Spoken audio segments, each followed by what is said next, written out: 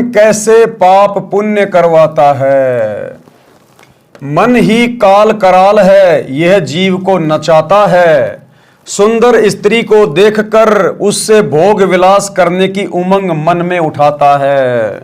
मन में गंदी भावना, अश्लील भावना कौन उठाता है? मन।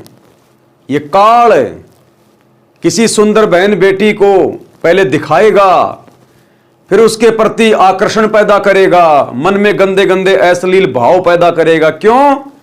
क्योंकि इसकी यही तो खुराक है।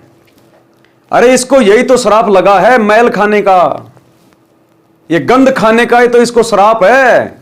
तो ये हमसे अपना भोजन तैयार करवाता है, हमारे अंदर ये नकारात्मक विचार पैदा करेगा, हमारे अंदर ये कुविचार पैदा करवाएगा अपनी खुराक तैयार करवाने के लिए। ये किसी को मान बढ़ाई में डाल देगा, जीव बड़ा खुश होगा, फूल जाएगा, वो भी इसकी खुराक तैयार हो रही है। वो मान बढ़ाई, वो वासना, वो भी इसकी खुराक तैयार हो रही है।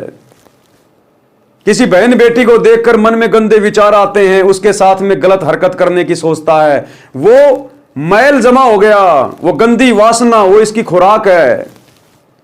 कोई दुख में बहुत ज्यादा दुखी हो गया, वो दुख भी वासना है। इसलिए परमात्मा कहते हैं भगत ने हर समय समभाव में रहना चाहिए, लाभ में, हानि में, दुख में, सुख में।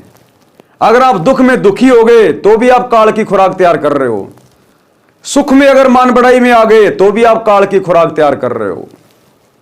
मन में गंदे विचार, नकारात्मक सोच आ गई तो भी काल की खुराक है। किसी से राग द्वेष ईर्ष्या निंदा चुगली तो भी काल की खुराक है। इसलिए गुरुदेव कहते हैं भगत ने जीवित ही मर जाना चाहिए, तो खुराक तैयार होगी नहीं। अपनी भक्ति में मन लगाना चाहिए तो खुराक तैयार होगी नहीं। सुंदर स्त्री को देखकर उससे भोग विलास करने की उमंग मन में उठाता है। स्त्री भोग कर आनंद मन यानी काल निरंजन ने ले लिया, पाप जीव के सिर रख दिया। अब ये काल श्री कृष्ण जी में प्रवेश करके उन 1008 औरतों के साथ में संभोग किया करता था, उन गोपियों के साथ में संभोग किया करता था, कुब्जा के साथ में संभोग किया।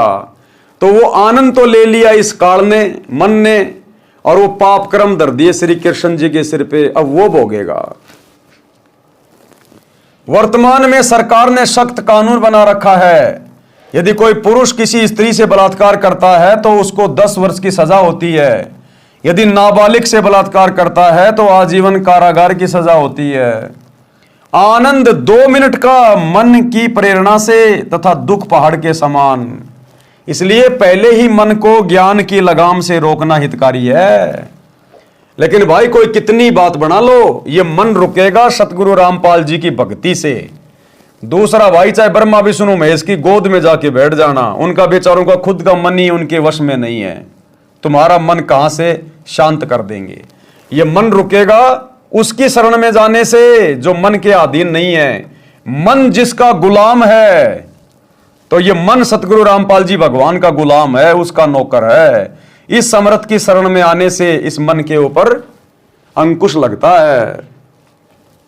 अनुराग सागर के पेज नंबर 154 का सारांश है।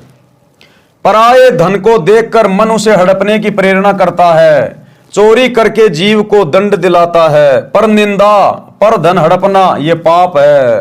काल इसी तरह जीव को कर्मों के बंधन में फंसा कर रखता है। संत से विरोध तथा गुरुद्रोह ये मन रूप से काल ही करवाता है, जो घोर अपराध